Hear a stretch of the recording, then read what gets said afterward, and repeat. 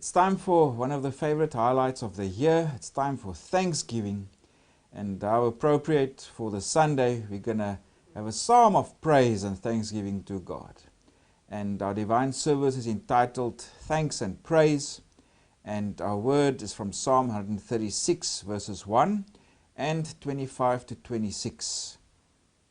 Oh, give thanks to the Lord, who gives food to all flesh, for his mercy endures forever. Oh, give thanks to the God of heaven, for his mercy endures forever. So this is a psalm of praise. Of course, the two main genres for the psalms is psalms of praise and thanksgiving, and also psalms of lament, where people bring their concerns and their woes to God. There's also other genres, for example, like wisdom psalms and wisdom poetry, where the psalms were vehicles to teach wisdom to God's people of the Old Covenant. But this psalm, it's part of what is known as the Great Hallel. And Hallel in Hebrew means praise. So we also hear often Hallelujah, the choir sings it, or we sing it in our hymns. And it's actually made up of two words. The one word, or part of the word, or the first word is Hallel. And that means praise. And then Yah is a short way of saying Yahweh. So the next time we say Hallelujah, it literally means you praise Yah. It's an invitation to the congregation and others to come and join in the praise. You praise Yah, or you praise Yahweh, because that was one of the names for God in the Old Testament. And so the word Hallel, it means praise. And there were three of these Hallel collections in the Psalms. And firstly, we look at what is known as the Egyptian Hallel, and that is Psalms 113 to 118. And these were performed especially at the Passover and on pilgrimage at Passover. All these Hallel connections related to some pilgrimage festival also. People sang these songs specifically on time of pilgrimage. But this Egyptian Hallel, that was specifically for the Passover.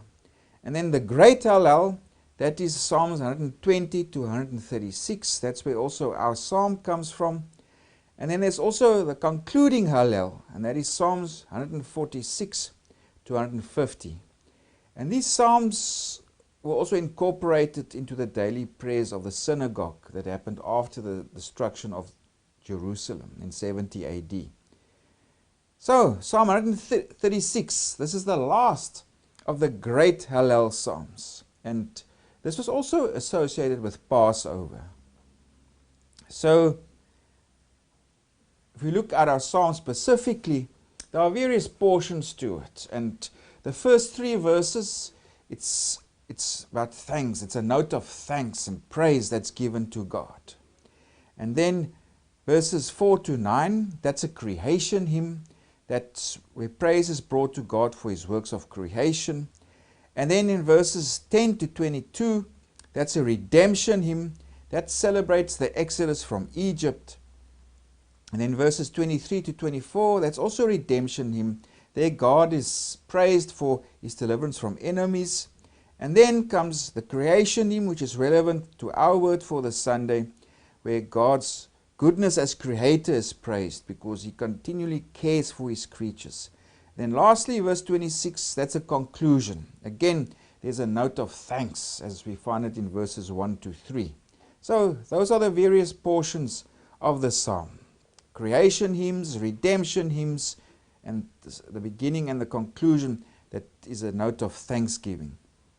Also, in the psalm, we find this repetition of this phrase persistently, for his mercy endures forever. That's found in each and every verse of the psalm. If we go to verse 1, that's part of our Bible word for this Sunday. Oh, give thanks to the Lord, for he is good, for his mercy endures forever. Oh, give thanks to the God of gods. Verse 3, it says, oh, give thanks to the Lord of lords. So Why is God given praise and thanks? And in this psalm, praise and thanks to God is brought specifically because of His goodness to God's people, and also to His care, His concern for creation, and also His acts of deliverance. So He's the Creator, and He's the Deliverer. He's redeemed His people. He's made them free.